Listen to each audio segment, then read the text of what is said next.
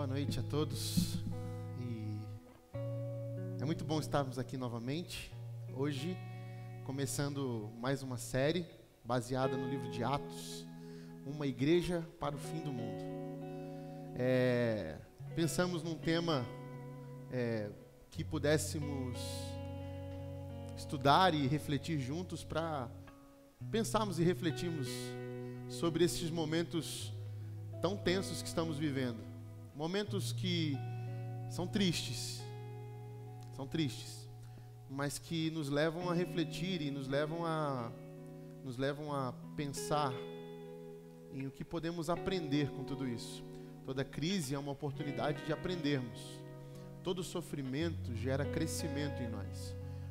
E nós, como igreja do martírio, a igreja do sofrimento, a igreja que foi feita para esse tempo, uma igreja que entende o que é o sofrimento, o que é a pedagogia do sofrimento, nós somos esse sinal do reino de Deus para dizer: é tempo de aprender, é tempo de refletir, é tempo de rever. E nós vamos usar esse tempo para isso, da melhor forma possível. Nós, como igreja, como comunidade local aqui na Primeira Igreja Batista de Campinas, queremos aproveitar esse tempo sim para aprender, para, no meio dessa tristeza, no meio da dor, no meio da separação física, podermos de algum jeito, através da ferramenta da virtualidade, nos conectarmos para refletirmos, para gerar esperança em nós para uma igreja nova, para uma igreja mais forte, uma igreja que sabe aprender com a dor e com o sofrimento. Atos, a igreja de Atos, a igreja dos primeiros cristãos, era uma igreja que sabia que o sofrimento era um passo eminente, era um passo eminente à sua origem. Ela nasce no meio do sofrimento, ela nasce num solo de dor, num solo de angústia, num solo de ansiedade. Ela nasce, inclusive, com esse ambiente, esses ares de fim do mundo. Por isso eu achei interessante e achei coerente também que nós pudéssemos estudar um pouco, baseado nesse livro de Atos, olhar para a igreja primitiva e tentarmos resgatar alguns valores. Obviamente que contextualmente nós somos uma igreja completamente diferente, mas em essência somos a mesma igreja. Em essência, em princípio, somos a mesma igreja. E é tempo de aprendermos, é tempo de olharmos para a palavra, refletirmos e trazer à memória o que nos dá esperança. Por isso nós vamos então passar por esse livro de Atos, um livro tão rico, que fala sobre essa igreja para o fim do mundo, essa igreja no fim do mundo, essa igreja que cresce em meio à dor e o sofrimento, que aprende com o sofrimento. E eu quero convidar você a mergulhar nessa jornada, nessa série, a fazer parte, a se comprometer a estar conosco aqui, mesmo que virtualmente, juntos, para refletirmos, chorarmos juntos, orarmos juntos, cantarmos juntos, juntos com essa igreja, que está sendo essa igreja para este fim de mundo, para esse fim do mundo que bate à nossa porta, agora bem expressivo, bem forte. Possamos nos unir nesse tempo, para, juntos de alguma forma, encontrarmos aprendizado. E eu quero já convidar você a abrir sua Bíblia em Atos capítulo 1. Atos capítulo 1. E eu vou ler o versículo 1. Atos 1, versículo 1 e 2. Quero convidar você a abrir a sua Bíblia, ou ligar a sua Bíblia, como que você preferir, em Atos capítulo 1, versículo 1. Deixe ela aí aberta nesse versículo. E eu quero trazer para você algumas reflexões, algumas curiosidades. Ao montar essa série, eu fui visitar os mestres da minha faculdade de teologia, fui visitar alguns livros, fiz uma pesquisa histórica sobre muita coisa, relembrei muita coisa sobre o que eu estudei e trouxe algumas curiosidades interessantes para sabermos essas informações e entrarmos nessa série, fazer como uma introdução à nossa série. Então eu separei aqui algumas curiosidades. Você sabia que foi apenas no ano de 190 de nossa era que a palavra grega eclesia, que traduzimos como igreja, foi pela primeira vez utilizada para se referir a um lugar de reunião dos cristãos? Que esse lugar de reunião dos cristãos era uma casa e não um templo? já que os templos cristãos surgiram apenas no século IV, após a conversão ou pseudo-conversão do imperador Constantino? Você sabia que os cristãos não chamavam seus lugares de reuniões de templos até pelo menos o século V? Vou repetir. Você sabia que os cristãos não chamavam os seus lugares de reunião de templos até pelo menos o século V? Você sabia que o primeiro templo cristão começou a ser construído pelo imperador Constantino, sob influência de sua mãe, Helena, que depois veio a ser Santa Helena, somente no ano de 327 de nossa era, às custas de recursos públicos? E que a arquitetura desse templo seguia o modelo das basílicas, que eram as sedes governamentais da Grécia e posteriormente Roma, e dos templos pagãos da Síria? Você sabia que essas basílicas cristãs foram construídas com uma plataforma elevada acima do nível da congregação? E nessa plataforma figurava o altar, e à frente do altar a cadeira do bispo, e a cadeira do bispo era chamada de cátedra? Mais ou menos como o nosso auditório aqui da PIB, uma plataforma elevada num nível superior ao da congregação. Você sabia que o termo ex-cátedra significa desde o trono, numa alusão ao trono do juiz romano, e por conseguinte o trono ou a cadeira do bispo era o lugar mais privilegiado e honroso do templo? Você sabia que o bispo pregava sentado e que era posicionado de tal maneira que o sol refletia em sua face? Por quê? Porque Constantino, o imperador, mesmo depois de sua conversão ou pseudo-conversão ao cristianismo, jamais deixou de ser um adorador do sol. E você sabia que o atual modelo hierárquico do cristianismo, que distingue clero e laicato, clero e leigos, ou pastores e apóstolos, bispos e tudo mais que possa aparecer nessa hierarquia clerical, teve origem, ou no mínimo foi profundamente afetada pela arquitetura original dos templos do período de Constantino? Todos os domingos a gente vai à igreja, e sempre a gente vê o quê? Um pastor falando. Então é natural que, por exemplo, alguém que nunca esteve nesse meio, nessas reuniões, entenda que aquele que está falando todo domingo seja alguém, no contexto religioso, superior aos demais. Coisa que herdamos do tempo de Constantino. Você sabia que Jesus não fundou o cristianismo? E que, na verdade, Jesus não fundou uma religião? Você sabia que o que nós chamamos de cristianismo é uma construção religiosa humana feita pelos seguidores de Jesus, inclusive eu e você, ao longo desses 2000 anos de história? E que nós chamamos hoje de cristianismo, o que nós chamamos hoje de cristianismo, está profundamente afetado por pelo menos 3 grandes eras.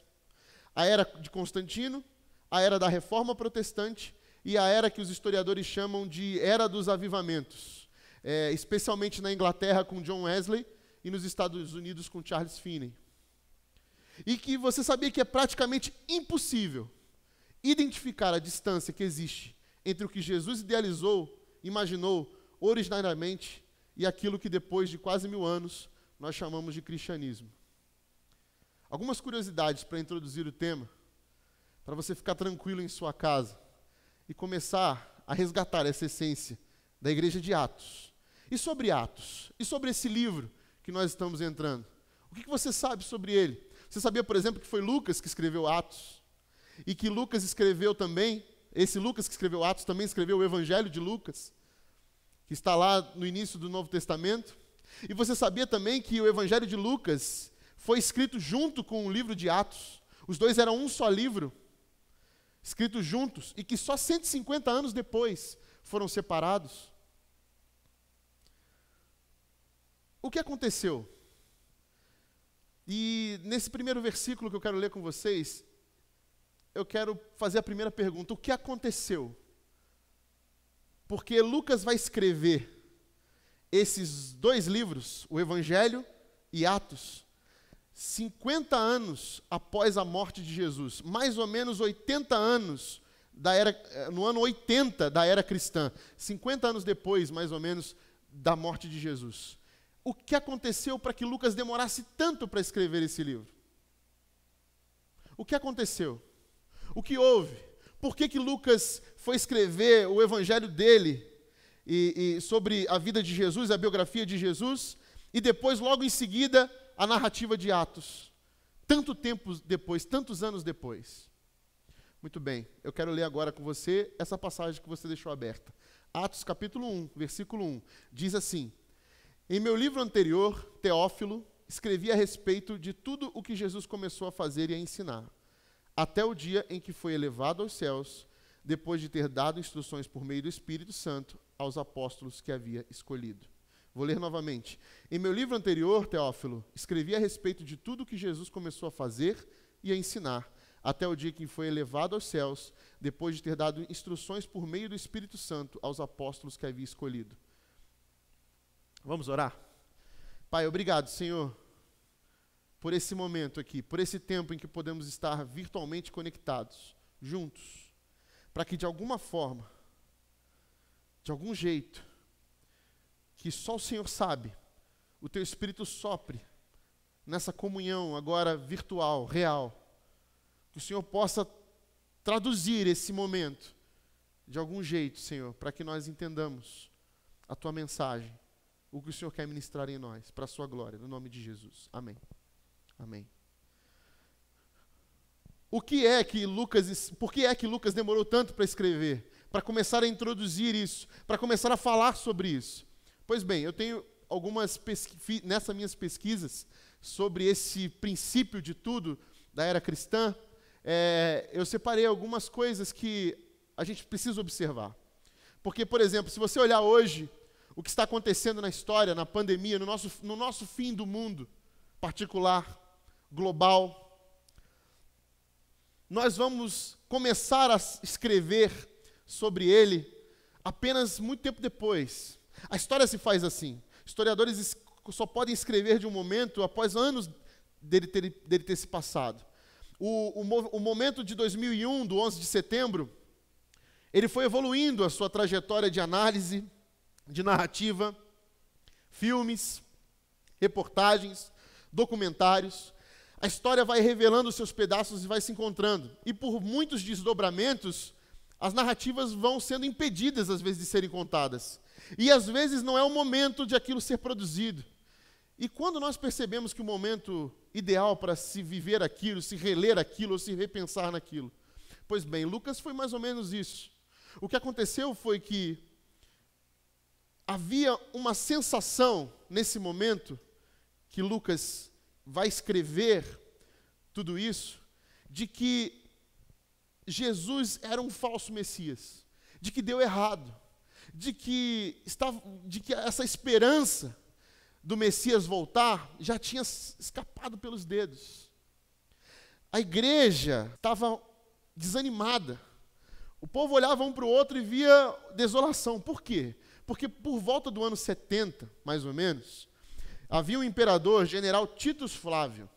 Esse imperador, ele destruiu, pôs abaixo o templo em Jerusalém. Além disso, ele matou cerca de 1 milhão de judeus. Expulsou eles da Palestina. Esse povo vai voltar para a Palestina depois, em 1948, mais ou menos. Mas nesse período de perseguição, de crente em Jesus morrendo comido por leão, de gente sendo perseguida e sendo morta de todo jeito, em que se acreditava que Jesus ia voltar e já havia 50 anos depois de sua ascensão e nada mais acontece.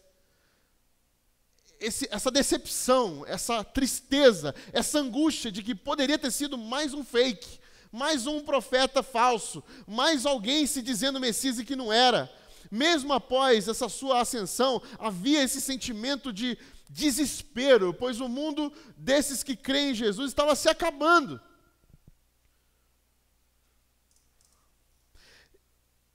E havia esse pensamento de que, pois bem, nós podemos ter perdido guerras no passado, mas agora que o Messias chegou, nós não perderíamos mais guerras.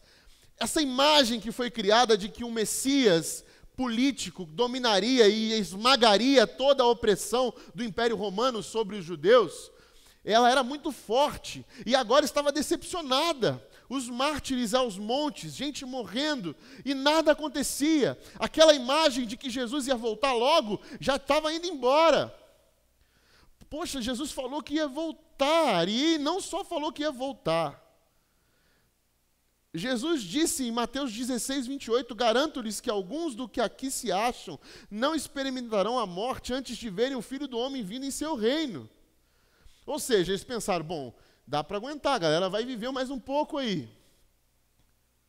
Mas o problema é que o pessoal foi morrendo. Morreu o diácono, morreu o irmão do coro, foi morrendo o povo. E cadê? E Jesus não volta. Quem tinha que casar, casou mais rápido. Porque vai que Jesus volta e eu não casei ainda. Quem tinha que vender a padaria, vendeu. Quem tinha que fechar o seu negócio para poder se dedicar integralmente, fez. A eminência apocalíptica era gigantesca. E por isso, nesse período, há uma frustração apocalíptica. Ora, Jesus, se deu ruim no extremo de que o Senhor não entendeu ainda que é para voltar, veja bem, estamos morrendo. Está todo mundo morrendo, o fim do mundo chegou para nós. O que vai acontecer? E esse desespero de olhar para o lado, não encontrar resposta mais. Porque hoje nos apegamos a todo esse compêndio de livros que é a Bíblia e nos agarramos nas suas promessas. Hoje conseguimos observar a história e respirar esperança. Imagine um tempo em que nem isso eles tinham, apenas a experiência da igreja primitiva. Apenas os exemplos e os testemunhos vivos daqueles que davam sua vida. Então, Lucas resolveu aparecer. E ele decidiu escrever. Escrever para mostrar para o povo que aquilo que Jesus começou a ensinar, começou a fazer, ele vai continuar. Ele vai continuar fazendo e vai continuar ensinando. O início dessa carta é desse livro de Atos, é uma expressão. Eu escrevi no primeiro livro o que começou, o que Jesus começou a fazer. Atos é o livro que vai mostrar o que Jesus continua fazendo. Porque Jesus está vivo. Porque qual era a mensagem? Qual era a mensagem dos apóstolos? A preocupação dos apóstolos era dizer para todos que Jesus está vivo. E que ele vive. E que ele continua fazendo. E que ele continua ensinando. E que ele continua ministrando. Que ele continua agindo. Essa era a preocupação. Mas o povo, em desespero, achava que não, que já foi, e que as coisas começavam a olhar para um lado, poucos ainda permaneciam com a esperança, porque o fim do mundo estava esvaindo as suas esperanças, estava sugando suas forças. As pessoas estavam temerosas. Hoje, a nossa fé, a proclamação, a declaração da nossa fé, do nosso credo, não nos tira a vida. Naquela época bastava isso. Bastava se dizer seguidor de Jesus de Nazaré, você morreria de algum jeito bem criativo, promovido pelo Império Romano. Um ditador, opressor, acabou com tudo aquilo que se podia tocar, com os altares a Yahvé, com a cultura, com seu povo, com sua terra. E o Messias? E o Messias? Confesso, irmãos, não sei como seria para nós. Difícil, é uma situação completamente inusitada. Nós não sabemos como reagiríamos a isso, a um tempo como esse, a um tempo tão difícil. E os apóstolos então aparecem nesse momento para resgatar isso. E o livro de Atos é essa proposta de Lucas. Lucas começa a sua narrativa em Lucas capítulo 1, versículo 1, e vai terminar em Atos capítulo 28. Todo esse compêndio, essa escrita de Lucas, ela é relacionada. ela vai dizer, começou aqui, Jesus começou fazendo a sua biografia, e ela continua. E aí você vai me perguntar, como também os crentes da época devem ter se perguntado, Lucas, você está doido? Jesus subiu, Jesus foi embora, Jesus já era, Jesus não está mais aqui, Jesus não está mais aqui na terra com a gente. Como que ele continua fazendo? Aonde que ele continua ensinando? Do que você está falando, Lucas? E essa ideia de Lucas falar, começou a fazer, começou a ensinar. Se você ainda não marcou isso na sua Bíblia, marque agora. Ele começou a fazer no primeiro livro, eu comecei. Agora eu vou contar o que Jesus continua fazendo e continua ensinando coisas. Porque o mesmo Deus que encarnou em Jesus, no Filho, é esse Deus que escolheu encarnar em nós. E agora começa a grande notícia. Essa é a grande novidade. O mesmo Deus que encarnou em Jesus de Nazaré, o Filho, encarnou em seus seguidores e continua fazendo e ensinando através do seu Espírito em nós. Essa é a grande novidade, essa é a grande notícia do Evangelho, que Jesus está em nós. É por isso que todo esse trajeto histórico e construção religiosa são penduricalhos do tradicionalismo religioso que nós construímos. Mas em épocas de fim de mundo, é tempo da gente resgatar aquilo que é novidade do Evangelho, a boa nova do Evangelho, aquilo que é essência em nós, aquilo que permanece, que Jesus deixou instaurado, a única coisa que Jesus deixou ensinado e continua a fazer e continua fazendo, Cristo em nós. Por isso que a sua igreja não está ligada a templos. Por isso que a igreja de Jesus nunca teve a ver com os nossos símbolos, nunca teve a ver com os nossos dias eclesiásticos, com as nossas patentes eclesiásticas, clericais. Jesus nunca falou sobre isso conosco. Não foi Jesus que instaurou um nome, Jesus não criou uma religião. Jesus nos ensinou e instaurou um povo que Ele escolheu encarnar para ser em nós e através de nós na história. Cristo escolheu a mim e a você, seguidores dele, discípulos, para ser Ele mesmo e fazer o que Ele fez e ainda obras maiores. A igreja que Jesus deixou não é uma igreja de CNPJ. A igreja que Jesus deixou não é uma igreja de patentes, de símbolos, de altares. Jesus não deixou o método pagão de adorar ídolos. Todo tipo de encaixotamento religioso, todo tipo de acorrentamento tradicionalista nos separa da liberdade da boa nova do Evangelho. Cristo em nós, a esperança da glória. A notícia de Atos é: Jesus continua a ensinar e a fazer através de quem? Da sua igreja, que é a personificação da sua presença no mundo. Jesus permanece vivo, aonde? Em cada um de nós. Em cada um de nós. Ele escolheu, Ele disse que estaria conosco, Ele fez isso. A convocação de Jesus para seus discípulos é: sejam o Cristo aí. Isso arrebenta, muda, quebra paradigmas e nos leva a uma compreensão inimaginável da espiritualidade. É uma cosmovisão que vai transformar a realidade de tudo que nós vimos sobre religiosidade, sobre religião. Jesus não é uma religião, Jesus não é um nome institucional. Jesus é uma pessoa divina que escolheu encarnar em seus seguidores e discípulos para se mostrar presente no mundo que jaz no maligno, ser um sinal de esperança de um reino que virá. E é por isso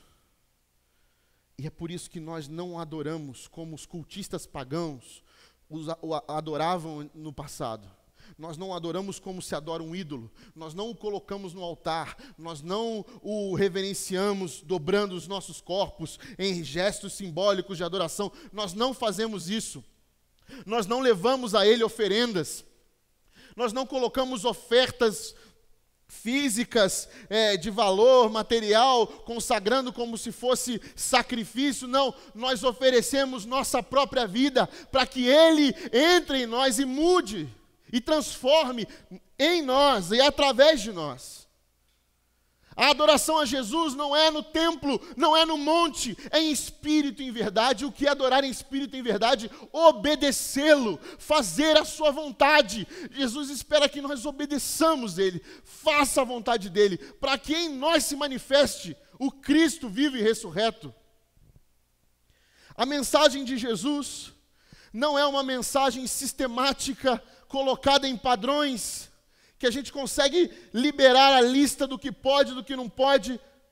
A nossa mensagem, a mensagem do Evangelho, a mensagem de Jesus para nós, é de um Deus que se manifesta no meio da gente, e através da gente, no meio do povo, e esse povo se chama igreja.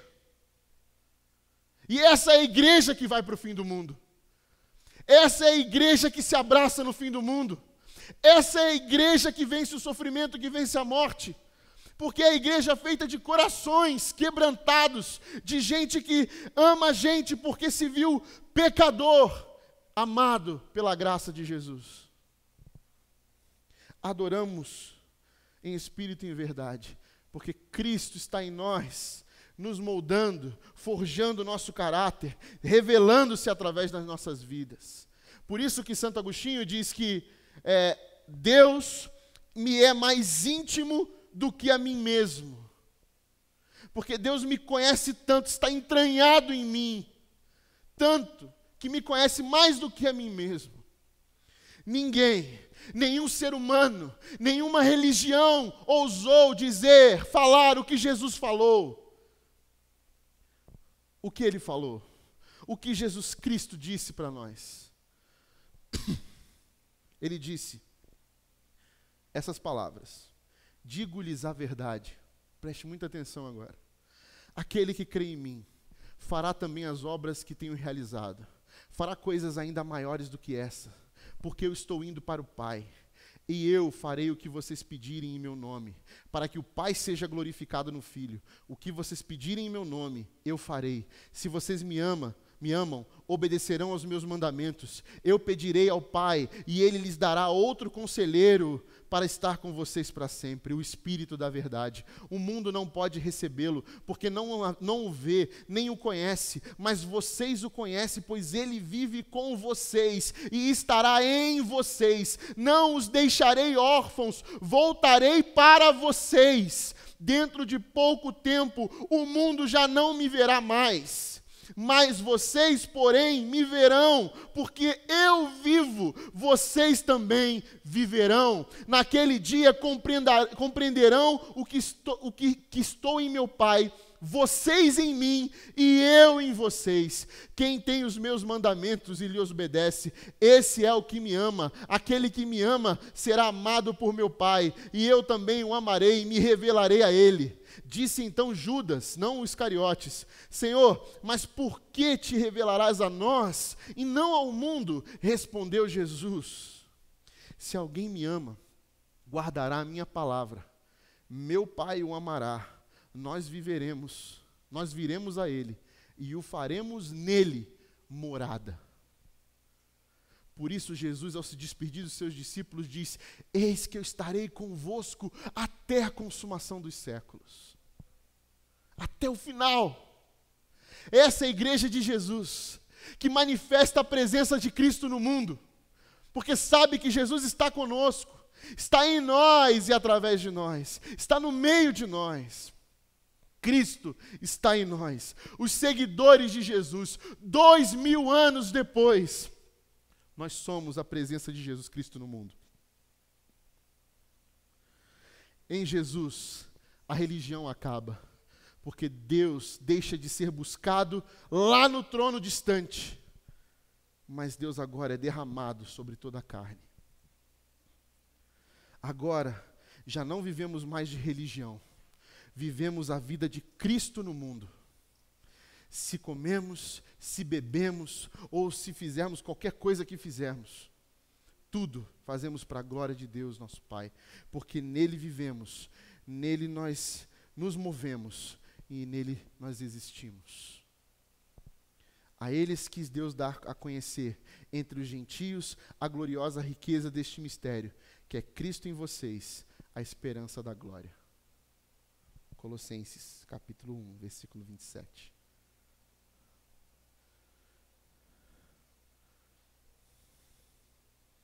A igreja para o fim do mundo é a igreja que entendeu a presença de Jesus de uma vez por todas.